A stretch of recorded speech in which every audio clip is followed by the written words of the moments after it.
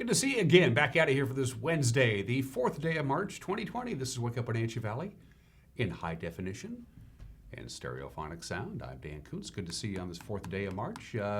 Busy day for you today. Busy show for you today. Before we move any further, we set a record high yesterday on Tuesday. We did. We got all the way to 62 degrees. Got up to about 62 degrees for about 1:15 or so on Tuesday afternoon, and it stayed there till about 3:30 in the afternoon. Of course, it was a little windy, but yeah, 62 set the new record. The old record was 61, which was set back in 1994. So yeah, and we did have some winds last night, and we're not done with the winds yet. At one point, early in the morning, at 1:25 this morning, while everybody was sleeping, or most of you anyway, I'm assuming, they had sustained winds up at Pangbourne Memorial Airport. This is where they measure these things at. Pangbourne had sustained westerly winds at 30 miles an hour, but they had one gust that got up to 46 miles an hour. So it may have woken up a number of people, may have put your garbage can in another location, as it were. Winds will be dying down as the day progresses, and then we're going to cool down and cloud up for the weekend. Forecast details are coming up. Also, we'll take you up to the passes. Of course, the big thing that people are talking about is the coronavirus. It is everywhere in the news, and we had a chance yesterday, not we, but Jefferson Robbins.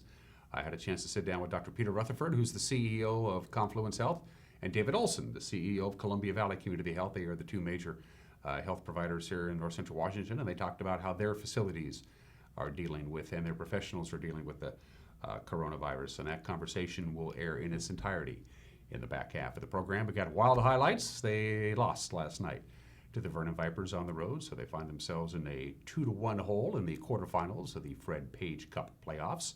We'll also preview Cashmere's quest for the state championship, both boys and girls.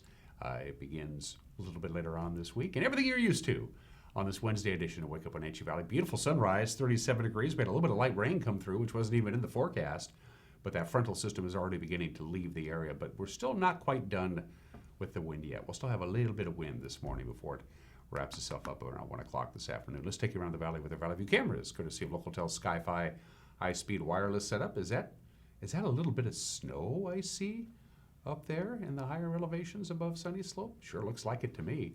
Good morning to the Wenatchee Valley. Good morning to East Wenatchee. That is our cross camera, which is pointed a little bit more to the west as usual. The fact that we can move these cameras around make it a really cool tool. And it is a tool, not a toy, although I do see coworkers occasionally logging onto the camera and zipping around and looking around. Ours is not to question why. Camera number 2, where are we off to, Megan? It's Megan's choice. The 3 remaining cameras, I don't know. She gets to decide. Well, that's a no-brainer. Good morning, Cashmere. Wonder how many folks from Cashmere are going to make the trip down to Yakima, the gateway to Wapato, for the upcoming state tournament down there at the Sundome in Yakima. My guess is quite a bit, and it looks like there's a little bit of snow in the foothills just beyond the hamlet of Cashmere. That's a bit of a surprise as we get deeper and deeper into March. Good morning, Cashmere. We call that camera the Apple Andes camera. It's located on the bluff high above Apple Andes on your way out of town. Camera number 3. That is, I know what it is. I forgot the name of it. It's Black Mountain high above Peshastin, looking down over the Leavenworth area. And it looks like they got some fresh snow as well. I've been up to that tower site. It is quite the adventure to get up there. There's a lot of repeaters and transmitters and what have you. And of course, Sky-Fi towers up there on Black Mountain, but it's not an easy site to reach. Those Sky-Fi guys, those Sky-Fi techs, they do a heck of a job. They really do.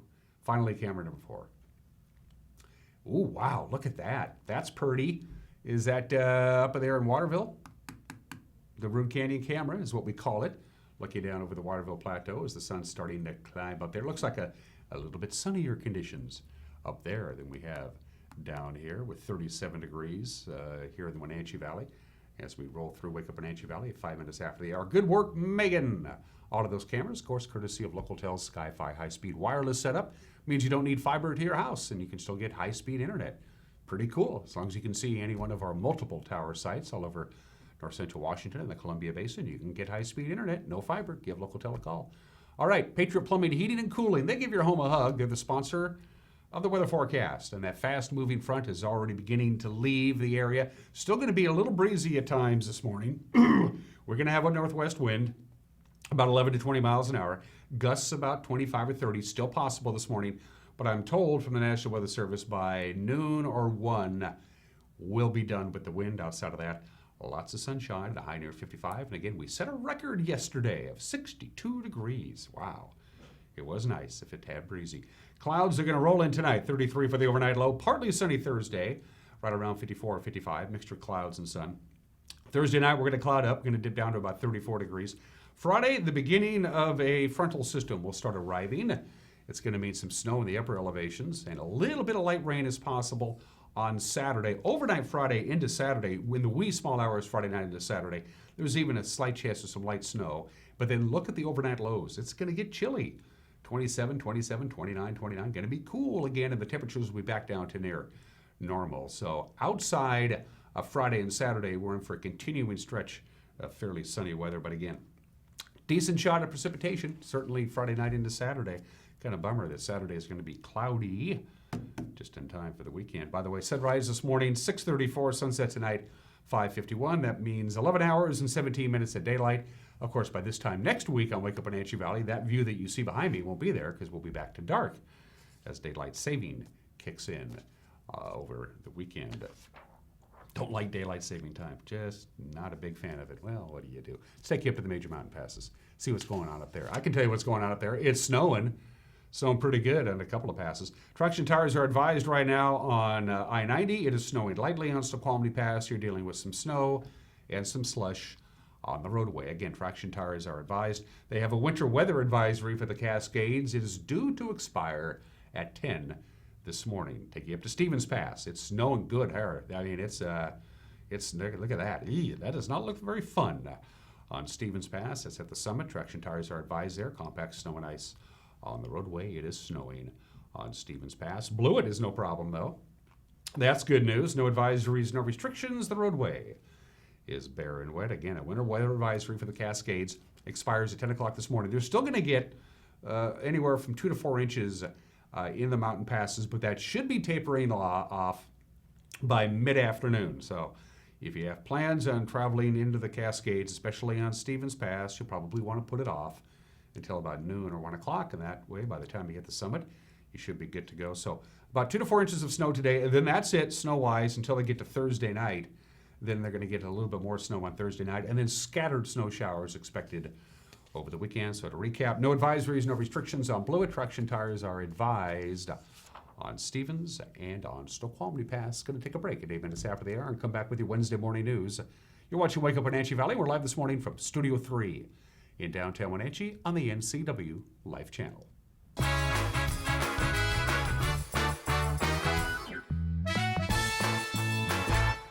My name is Lacey Haggerty, and I'm a nurse midwife with Columbia Valley Community Health. I love all aspects of my job because it is a profession that's very committed to empowering women to make decisions in their health care that feel best for them. It's incredibly valuable to me as a midwife that I get to take care of women throughout their whole lifespan. I hope to see you at a future visit because I know you'll love having midwifery care. The WIAA presents the Hardwood Classic 1A Basketball Tournament, sponsored by the Dairy Farmers of Washington and Les Schwab Tires. Watch live coverage of the Cashmere Girls from the Sun Dome in Yakima with the NFHS Network.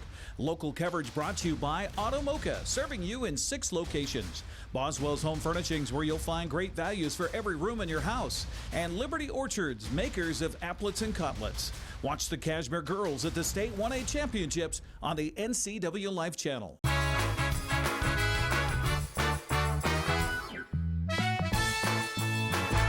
Just about 10 minutes after the hour on this Wednesday, 4th day of March, a couple of clouds, 37 degrees, lots of sunshine for the valley today. High of about 55. We are going to be dealing with some winds until around noon or 1 o'clock, and then the winds will be dying down, and that'll be the end of the wind situation. Here's what's making headlines on this Wednesday. A suspect wanted in multiple felony warrants, shot by law enforcement officers just before noon. This happened yesterday in Riverside. Okanagan County Sheriff Tony Hawley says his department and OMAC police had received information on the location of the suspect. Now, during an attempt to arrest the man, he was shot by either a sheriff's deputy or an OMAC police officer. Now, initially, there was conflicting information, and both departments simply said it was a law enforcement officer. Hawley did not provide information on the condition of the man or the circumstances that led to him being shot. The Omak Chronicle is reporting that the man has been injured, apparently not fatally. The sheriff's office and Omak police have contacted the North Central Washington Special Investigations Unit, who will be investigating this shooting. Well, there are now two possible cases of a COVID-19 coronavirus under investigation here in the Wenatchee Valley. Confluence Health, the Wenatchee Valley's largest health provider, said on Monday one Grant County patient is in isolation and is being tested at Central Washington Hospital. Tuesday, Cascade Medical Center in Leavenworth confirmed a patient there is also being tested.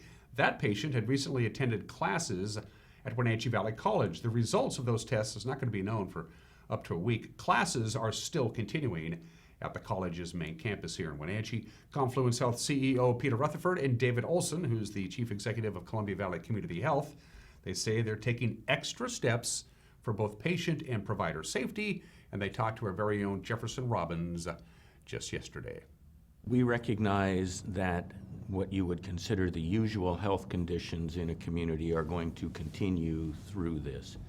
And so we need to make sure we have facilities available for those individuals, and as much as we can, as David said, do our best to protect our staff, because if we don't have staff, we can't care for patients. So part of our protocol is going to be and is trying to figure out who really needs to be seen and who can continue to monitor themselves at home.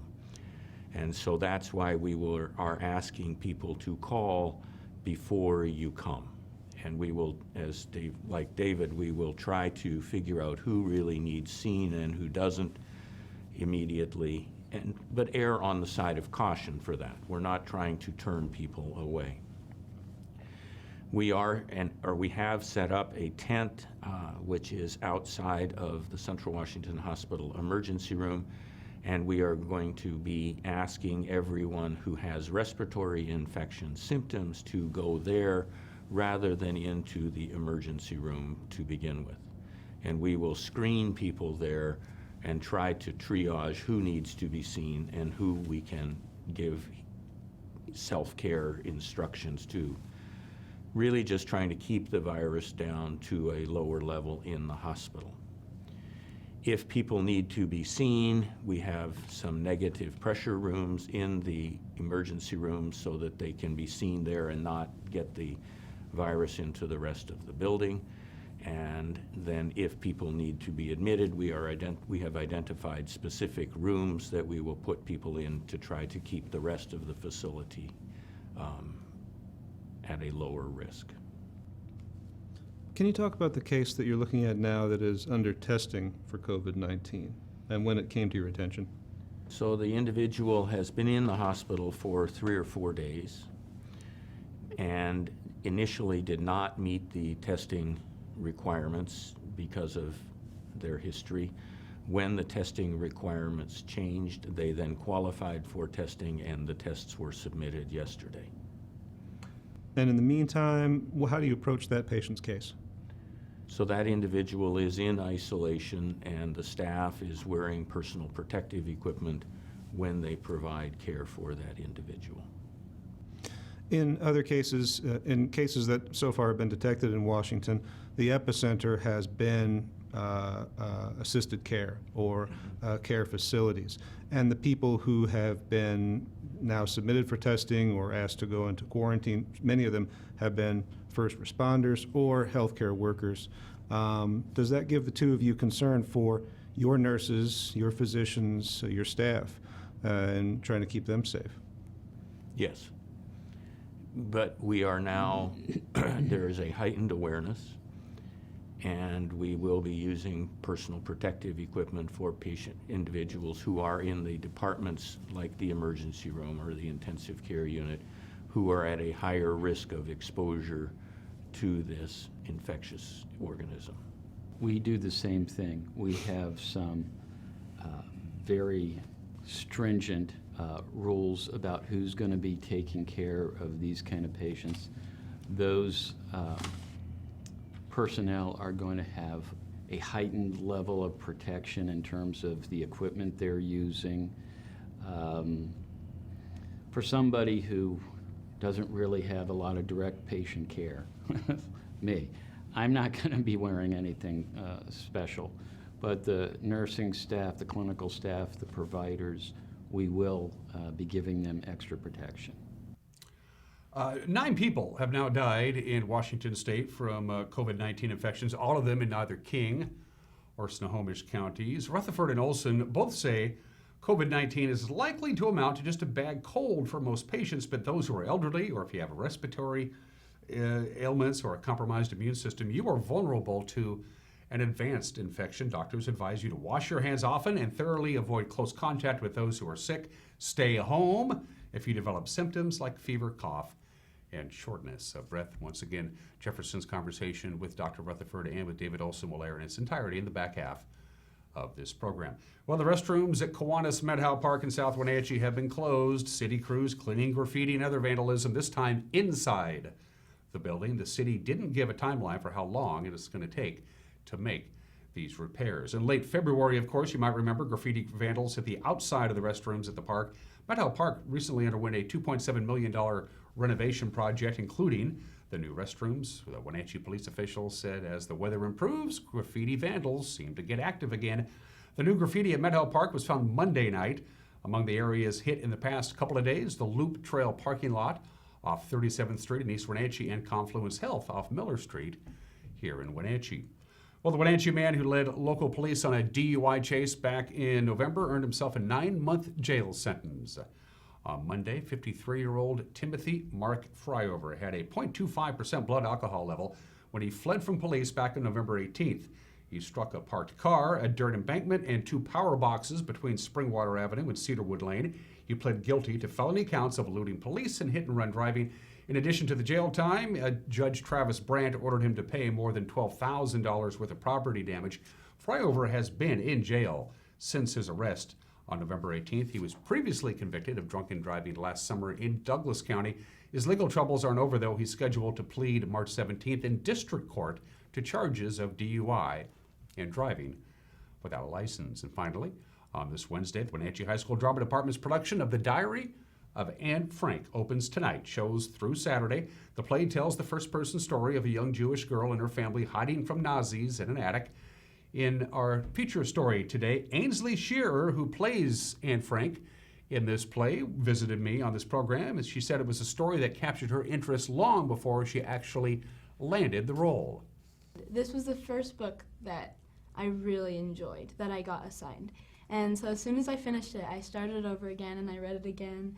And before the show, I checked it out from the library again and I read it again. And it's just good every time you read it. And yeah. It's an interesting book in that it wasn't meant to be a book. It was never meant to be Right. released to the public. It was simply a diary. Yeah.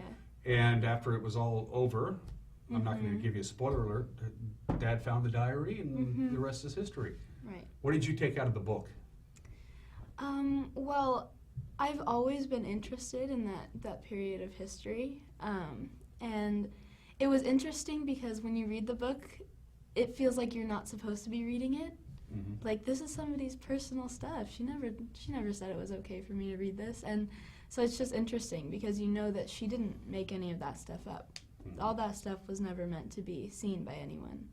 Now, of course, the play takes place in the attic for the most part, Right. which in and of itself is very claustrophobic, but you get to perform this on a stage. So Right. what were the challenges of making it seem like you're all trapped in this 200 square foot Yeah. room for years on end? So the place that they stayed was actually 3 stories. So they had a top attic, and then they had their main room with 2 bedrooms, and then they had a lower floor with the 2 other bedrooms. So we kind of recreated that. So we have stairs that go down to 1 floor, and then a middle floor, and then another floor that goes up to the attic. So we kind of recreated it on how the house actually looked. We got some cast photos of the cast that we're throwing up on screen there. Talk about your cast members. Oh, they are so fun. And I have so much respect for them because of how much work they've put into it.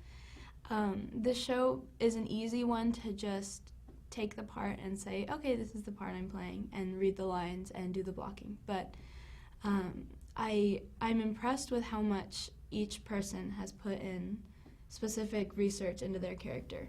Again, it opens tonight at the Wenatchee High School Auditorium. It plays tonight, Thursday, Friday, a matinee on Saturday, and then the final show on Saturday night. Tickets at the Numerica Performing Arts Center box office, or you can get them at the door. And that's what's making headlines at 20 minutes after the hour on this Wednesday with a preview of tonight's news. Here's the anchor, Grant Olson.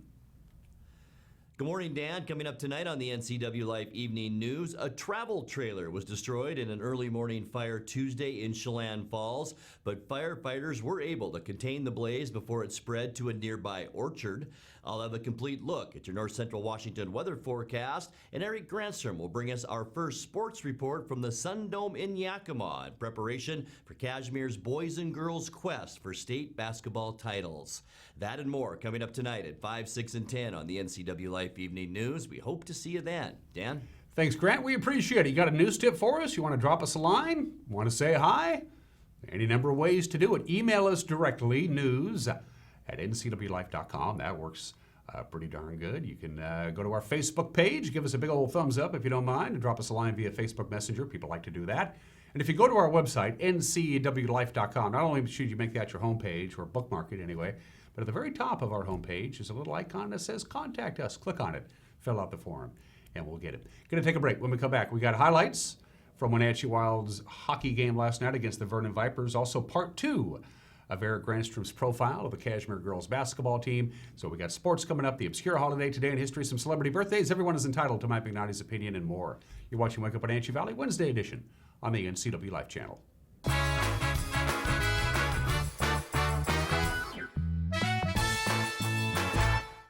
You love to help others. You need a solid career.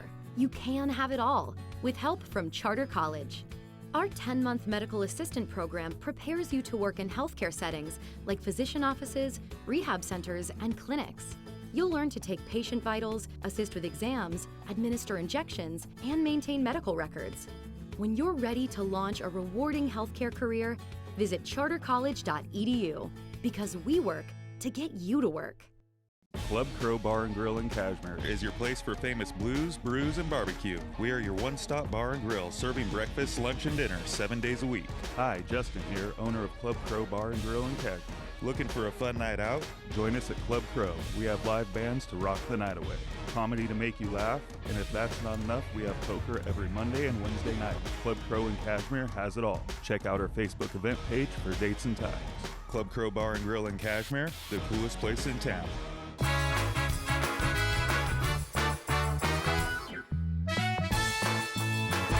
We are back. As you can tell by our cross camera, it's still a little windy. It's going to be windy for most of the morning. The winds will be dying down this afternoon. Lots of sunshine, a high of 55.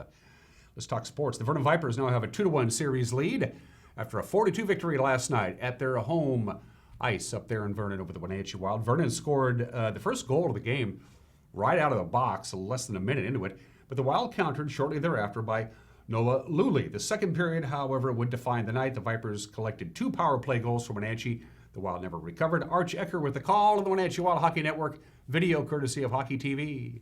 Before the icing was enforced. Back to the right point. Landon Fuller shot and he scores.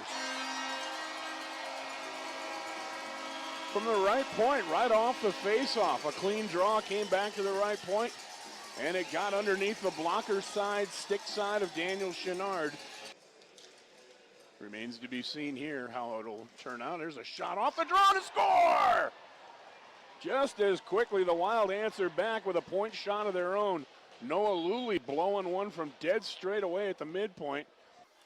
Now to whole top of the near circle, down low side of the net. Crossing feed, shot and a score. Kowalski wide open on the back door. Shostak with the push across. Wasn't fooled, he stayed with it. There's a shot, trickled in front and in. Tough break there. The shot came from the point and it got deflected right at the top of the crease. Back to Ethan Wolders on the right side. With speed, Wolders back around, wrap around, in front, shot, score! Nick Caffarelli finished it off. Wolders with a burst of speed down the right side. Main to Scott. Scott comes up the right wing boards. In from a tough angle. He's in front, and it's poked away. Backhander by Caffarelli. Just goes high and wide. Golden opportunity on the doorstep.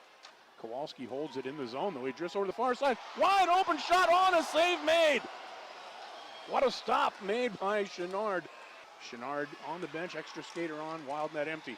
Caffarelli sent it over on the near side, but it was behind Herzog, and Connor Merritt comes away with it, and he fires it into the empty net. Final few seconds will tick away, and the Vernon Vipers are able to dodge the bullet. The Wild were coming hard and fast, but in the end, Vernon will collect the victory here tonight, and they'll take a 2-1 lead in the series. And they do have a 2-1 lead in the series. Game 4 tonight, 7 o'clock, Wenatchee returns home to host Game 5. It'll be Friday night at 7:05, obviously. At this point, the Wild are hoping there'll be a Game 6, which will be back in Vernon on Sunday. It's day 1 of the WIAA Hardwood Classic, with the tournaments going on in Tacoma, in Yakima, and in Spokane. The Moses Lake girls will take on Rogers of Puyallup. First round game of the State 4A tournament in the Tacoma Dome. That's today at 2 o'clock.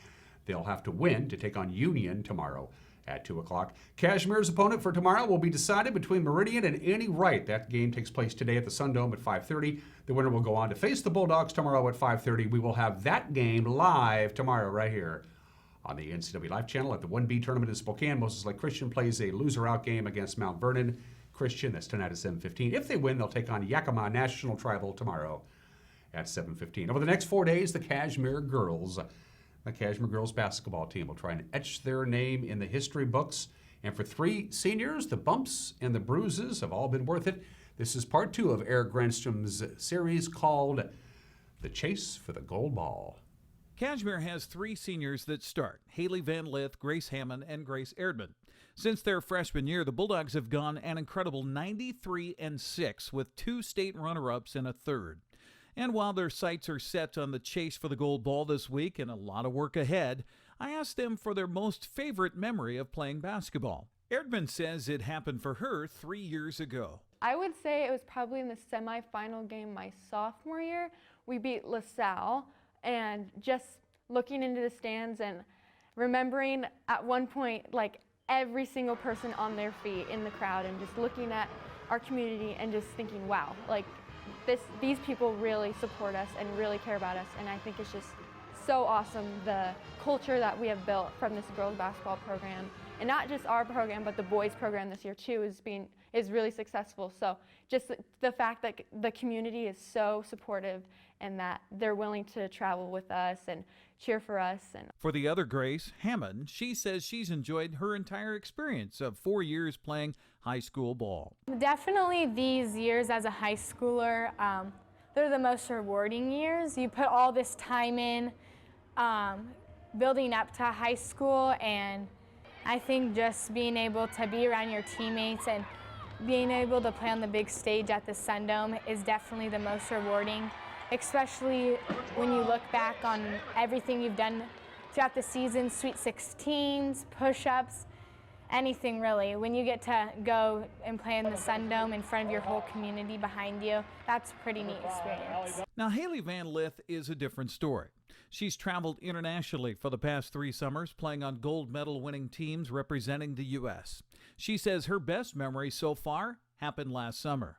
I would say Team USA this year in Thailand, when we made a comeback in the gold medal game against Australia. That was really just like a eye-opening moment as to like why Team USA definitely has the hardest. It's the hardest to make the teams. We have the hardest training camps. Like, it's a grind to play for Team USA and just play against the best players in the country all day long.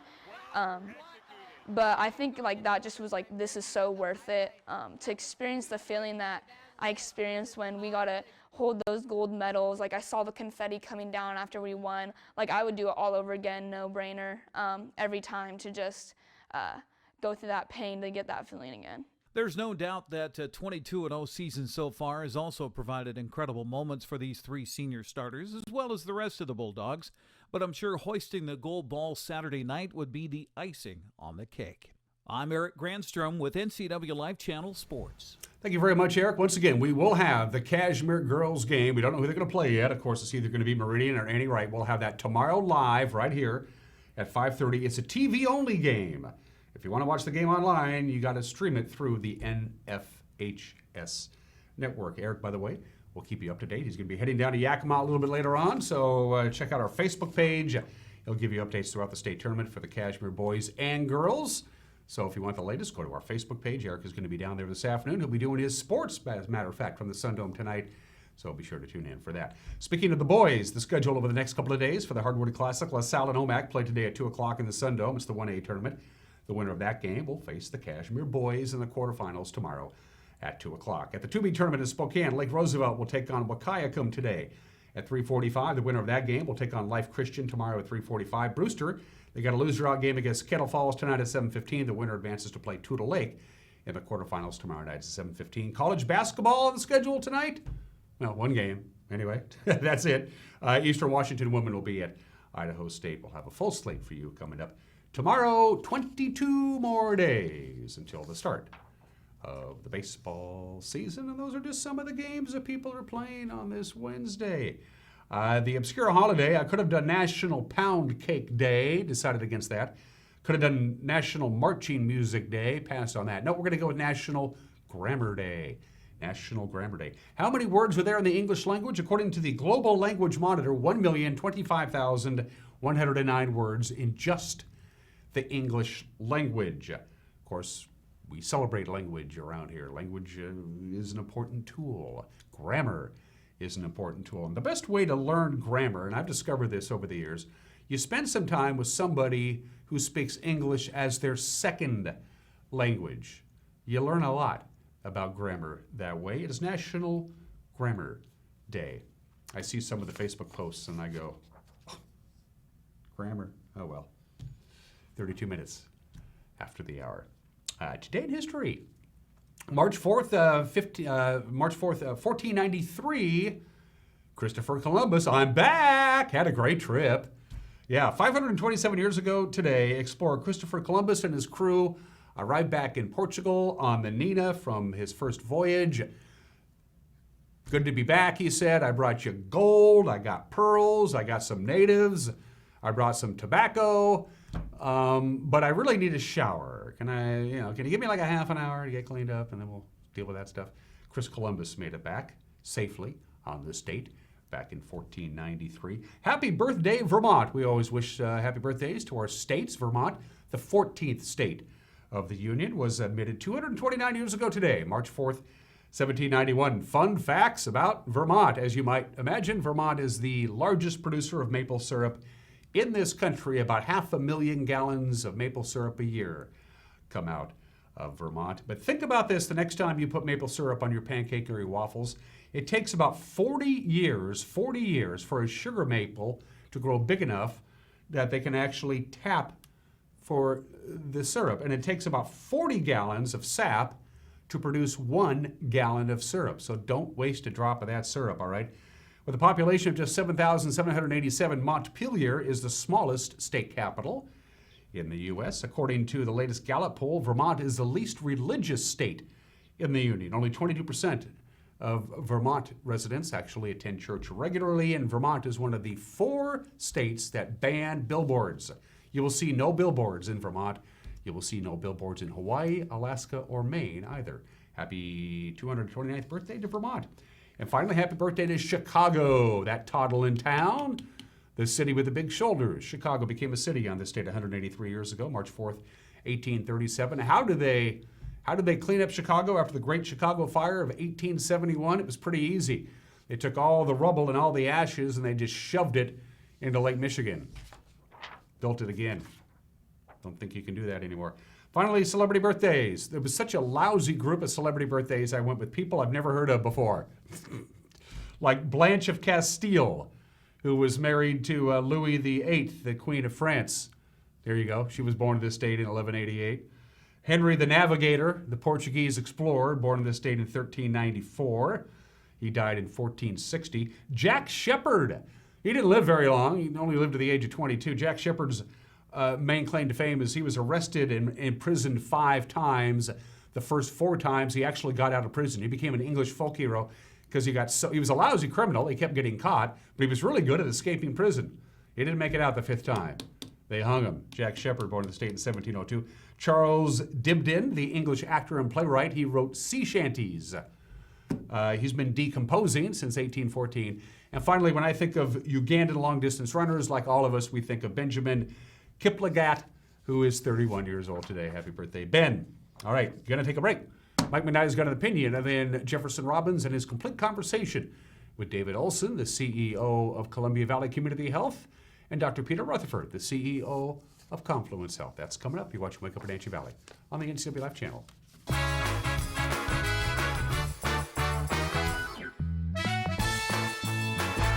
Family roles change with time. You may find yourself being an unpaid caregiver to a loved one. Caregiving can be rewarding, but also stressful. Taking care of yourself is vital. Aging and Adult Care of Central Washington has low or no cost services for unpaid caregivers, such as in-home support, care supplies, and counseling. Connect in your local area by calling Aging and Adult Care at 800-572-4459 and mention you're interested in caregiver support. Green Motion e-bikes have rolled into Wenatchee. We've got fun, affordable e-bikes for the whole family. Portable e-bikes that fit right in the trunk of your car. Fat tire mountain bikes plus unique vintage style bikes you won't find anywhere else. Get some exercise with pedal assist or just cruise up to 20 miles per hour with the throttle. Starting under $1,000, Green Motion e-bikes are affordable fun for the whole family. Green Motion e-bikes is located right downtown on the corner of Palouse and Wenatchee Avenue.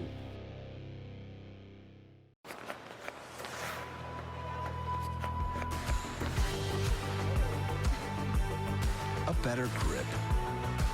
Right when you need it. The 2020 Nissan Altima has tech you can't get in a quarter Camry, like available intelligent all-wheel drive. This is instant confidence. This is Nissan Intelligent Mobility. Nissan has some of the best-selling cars and SUVs in the country, and they're all here at Town Nissan, up behind Costco in East Wenatchee.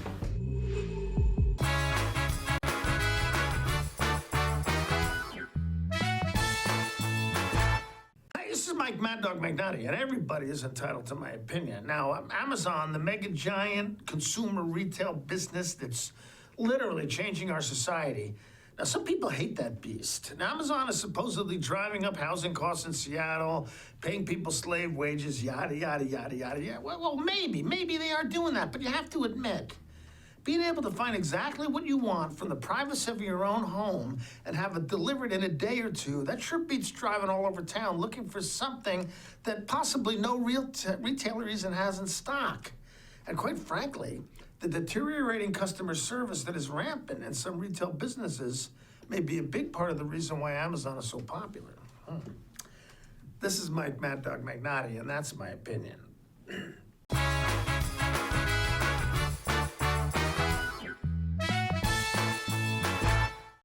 How do you know when it's time to go to Boswell's Furniture? When you know the look you love, the colors you want, but need a little design help to bring it all together. With Boswell's complimentary design service, Glenn, Buffy, and Teresa guide you until your vision becomes reality. More styles, more fabrics, and more choices of quality home furnishings fill Boswell's expansive 2-story showroom, so you can see it and feel it before you buy. Come into Boswell's and explore the endless possibilities of home furnishings. Boswell's on Easy Street. It's closer than you think. At Local Myth Pizza, we believe in real food, freshly prepared with only premium ingredients. Our cheeses are imported from Italy. Our sauces, dressings, and even our sausages are made in-house fresh daily. Featuring Northwest craft beers and 30 Chelan Valley wines and ciders. Family fun and amazing food. Eat local, drink local, and be local at Local Myth Pizza. Come see why Sunset Magazine says you can't beat Local Myth Pizza. When you call Dick's Heating and Air Conditioning, you get 35 years of experience and customer service in the Wenatchee Valley. Dick's friendly staff strongly believe in repairing before replacing and service all major brands of HVAC units. Dick's Heating and Air Conditioning is your local, independent, trained comfort specialists, proudly serving all of North Central Washington. Call 884-6444 today. There's no substitute for the power of cable TV advertising. With Solion Cable TV advertising, you can reach your target audience right here in North Central Washington. We understand their viewing habits and can precisely target your customers on great cable networks like these. Call Solion Broadcasting today and let us show you how to put your business message right in front of thousands of prospects at a very affordable price. Solion Broadcasting, 509-888-2020.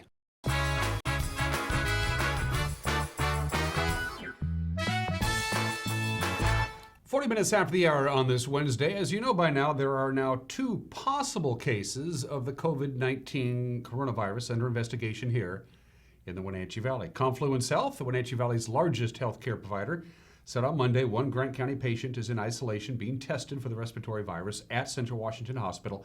Yesterday, we learned that Cascade Medical Center in Leavenworth has confirmed a patient there is being tested. Now, that patient had recently attended classes at Wenatchee Valley College.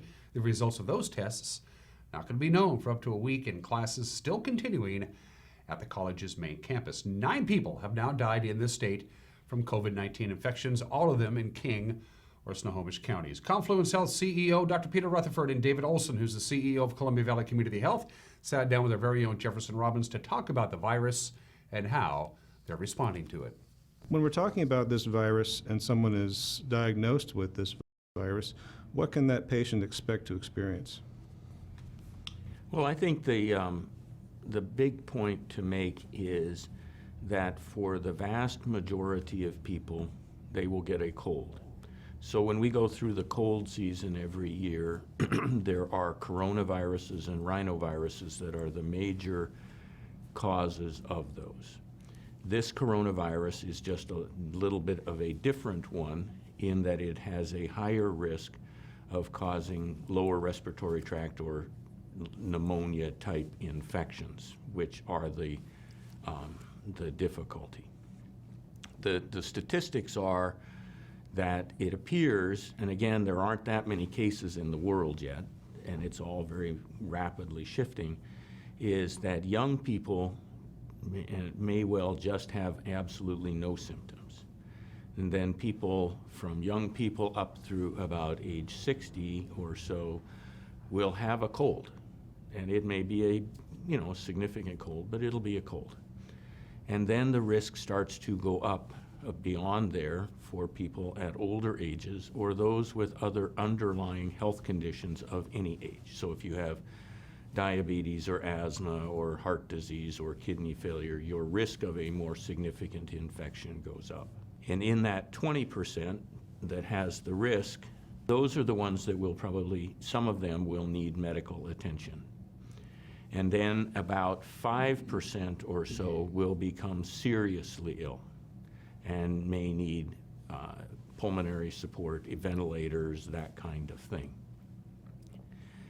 So the big message is you want to try to somehow figure out who are those people at risk, spend your efforts there, and everyone else is going to just have a cold. David, from the perspective of Columbia Valley Community Health, have you had many patients or potential patients coming in saying, I'm worried about this, can you test me? Or I'm worried about this, what steps should I take?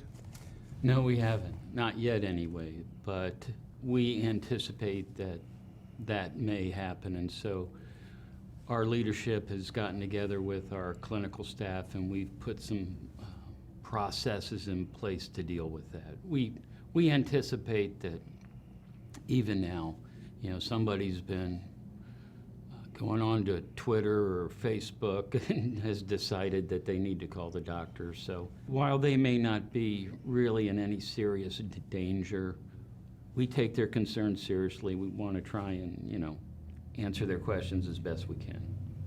What are the standards right now that are recommended for testing for this coronavirus? Are there certain requirements that patients have to meet before we would consider submitting their samples for testing? Yes, and they're in flux as this condition spreads. But it is pretty much people with a respiratory infection and a history consistent with the travel to China or that area, or people who have a respiratory infection and close contact with somebody who has recently been to China. As the disease has spread, and we are now in some parts of the country seeing evidence of what's called community spread, where there's no travel history. The other group now is people with severe respiratory infections, no other known etiology, and those people are now eligible for testing. Now, there are steps that potential patients can take before they go see a doctor or before they come into your ER. What are those steps that people should be taking if they feel, I'm sick, I feel like I might have an exposure? Our doctors are telling them, look, this is very much like the flu. So the same things that you would do if you had the flu, we are encouraging people to do. Stay at home, get rest, drink fluids. If they're thinking, well, I don't have any symptoms yet, how do I keep from getting it? It's a lot of the usual suspects. Hand washing, hand hygiene is very important. 20 seconds, soap and water. If you do have a cough or you see somebody coughing, the important thing is maybe cough into your elbow. Just don't spray this. This is transmitted by droplets, by people sneezing or coughing. And just being careful when you're around people, be kind of cautious and be careful where, frankly, you put your hands and surfaces you touch. Those kind of things. The things, again, that you do if you had a cold or you didn't want to catch the flu. Can you talk about some of the protocols that you have talked about setting up at Columbia Valley Community Health for how to deal with this if we do see large numbers of patients? So if that was the case, we do have a mobile clinic that we could put out in the parking lot of our main building, anticipating that that's going to be where we handle the folks that we really suspect are going to have the coronavirus. Theoretically, we could take one of our buildings or even part of a building and dedicate that. But again, the idea is separate them as much as possible. One thing, and patients aren't going to notice this, but we've started using a much stronger disinfectant. What we usually use takes about 2 to 3 minutes to kill any germs that are on a surface. We're bringing out a bigger gun, so to speak, and that'll do the same thing in less than a minute. Just some of those kind of things we're doing to ensure that both patients and our staff are okay. And protocols at Confluence Health?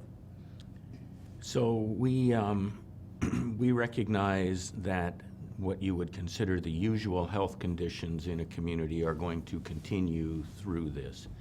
And so we need to make sure we have facilities available for those individuals, and as much as we can, as David said, do our best to protect our staff, because if we don't have staff, we can't care for patients. So part of our protocol is going to be and is trying to figure out who really needs to be seen and who can continue to monitor themselves at home. And so that's why we are asking people to call before you come. And we will, like David, we will try to figure out who really needs seen and who doesn't immediately, but err on the side of caution for that. We're not trying to turn people away. We have set up a tent, which is outside of the Central Washington Hospital emergency room, and we are going to be asking everyone who has respiratory infection symptoms to go there rather than into the emergency room to begin with. And we will screen people there and try to triage who needs to be seen and who we can give self-care instructions to. Really just trying to keep the virus down to a lower level in the hospital. If people need to be seen, we have some negative pressure rooms in the emergency room so that they can be seen there and not get the virus into the rest of the building. And then if people need to be admitted, we have identified specific rooms that we will put people in to try to keep the rest of the facility at a lower risk. Can you talk about the case that you're looking at now that is under testing for COVID-19 and when it came to your attention? So the individual has been in the hospital for 3 or 4 days and initially did not meet the testing requirements because of their history. When the testing requirements changed, they then qualified for testing and the tests were submitted yesterday. And in the meantime, how do you approach that patient's case? So that individual is in isolation and the staff is wearing personal protective equipment when they provide care for that individual. In other cases, in cases that so far have been detected in Washington, the epicenter has been assisted care or care facilities. And the people who have been now submitted for testing or asked to go into quarantine, many of them have been first responders or healthcare workers. Does that give the two of you concern for your nurses, your physicians, your staff, and trying to keep them safe? Yes.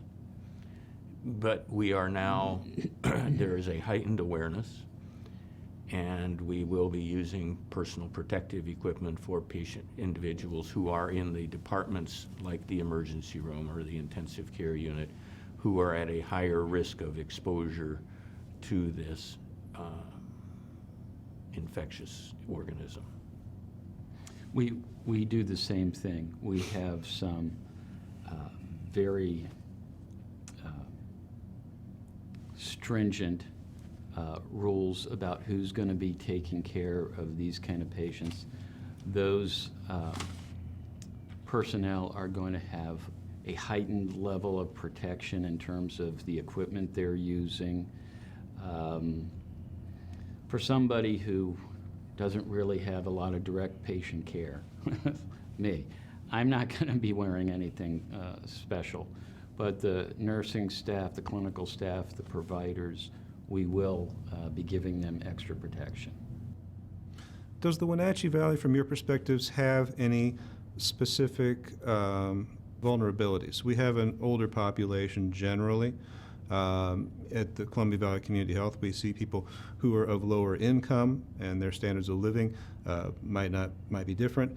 Are there particular areas of vulnerability that the Wenatchee Valley poses when we're talking about the spread of a virus like this? No, I don't really think so. I think at this moment the biggest risk is that the virus will come into the area from travel. We do have a fair number of people who travel in this region, but no different than anywhere else. And by and large, there are a lot of incredibly healthy people in this community, and that may be to our benefit as well. Yeah, and I'd say that most of our patients, regardless of socioeconomic, they feel very strongly about connecting with family. And I'd say if there was anything, it would be the more people move around and travel or go different places, that might increase the likelihood of coming in with someone. But to be honest, I don't think we see that more here than any place else, and in many ways probably less. Are your institutions getting the guidance and resources that you feel that you need from CDC, from state agencies that you cooperate with? For instance, our State Association of Health Centers. We have ongoing reports and communications throughout the day. The Department of Health at the state level, and CDC is sending stuff out on a very regular basis. I can't speak for, inpatient care, things like that, but we feel we're getting a lot of support. Yeah, I think that clearly the situation is evolving here by the day, but the Chelan Douglas Health District has been very helpful. The Department of Health, the CDC, they are putting out guidance daily or even more than that if needed. There are webinars that we are all on. And so, yeah, I mean, as much what's known is being communicated pretty effectively. Is there anything else you think that people watching should know about this particular virus and the way the medical community is responding to it? I think we are doing our best to be prepared for whatever comes. We don't know what that's going to be, but I think the important thing is that everybody knows we're doing our best and being open and talking about it and preparing for what could be quite significant and hoping for something less is kind of where we're at. I would just add that the health professionals in this valley are top-notch, and we are going to do absolutely whatever we can to help people.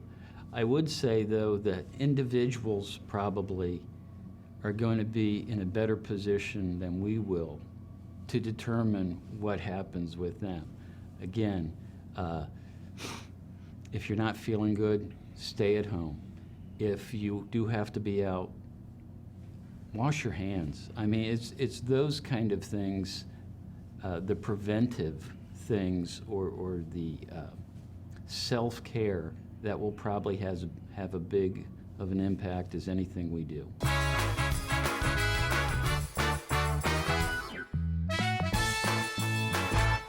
Hey folks, Carrie from Blueberry Hills. A chill is in the air and it's a perfect time for some old-fashioned comfort food like our amazing Eggs Benedict, chicken fried steak, French dips, soups made from scratch, or fruit pies fresh from the oven. The crowds might be gone, but we're still here for you folks, so bring an appetite and a friend to Blueberry Hills in Manson, where you pick, you sit, you eat, and you visit. Open Wednesday through Sunday from 8 to 3. wildaboutberries.com. Contractors, furniture makers, and weekend do-it-yourselfers around north central Washington will tell you that Lombard's Hardwood Supply is the place to get what you need. Lombard's full millwork shop can handle jobs large or small. Lombard's has a full line of interior and exterior doors available, as well as custom barn doors. From alderwood to zebrawood and everything in between, it's Lombard's Hardwood Supply on School Street in Sunny Slope. Like us on Facebook and check out our monthly special. Coming home should never be a chore. Let Merry Maids of Wenatchee customize all your cleaning needs. Weekly, bi-weekly, special occasion. Do you have a vacation home that needs cleaning? We clean them too. Locally owned and operated, let Merry Maids do the cleaning while you focus on your family and friends. Merry Maids has special offers to fit your budget. Request your free cleaning estimate today. 509-663-1710. My name is Brian Thorpe. I own Global Car Care in Wenatchee and have been here for about 25 years. Brian started Global Car Care as Brian's automotive alternative on Orondo Street. Some customers were following Brian since Brian's automotive time. No, we're just grateful to be part of this community. This is where I grew up. We want to do our part to be a valuable part of this community. We want to thank you for trusting our business for 25 years.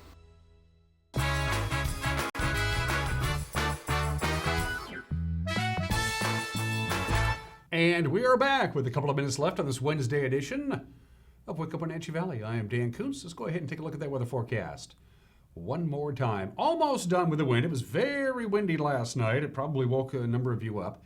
At 1:25 in the morning at Pangbourne Memorial Airport, they had a sustained west wind at 30 miles an hour, but they had a gust at 46 miles an hour. It was windy overnight, and in case you're just joining us, we set a new record high on Tuesday, 62 degrees. That's a new record for March 3rd. The old record was 61 degrees set back in 1994.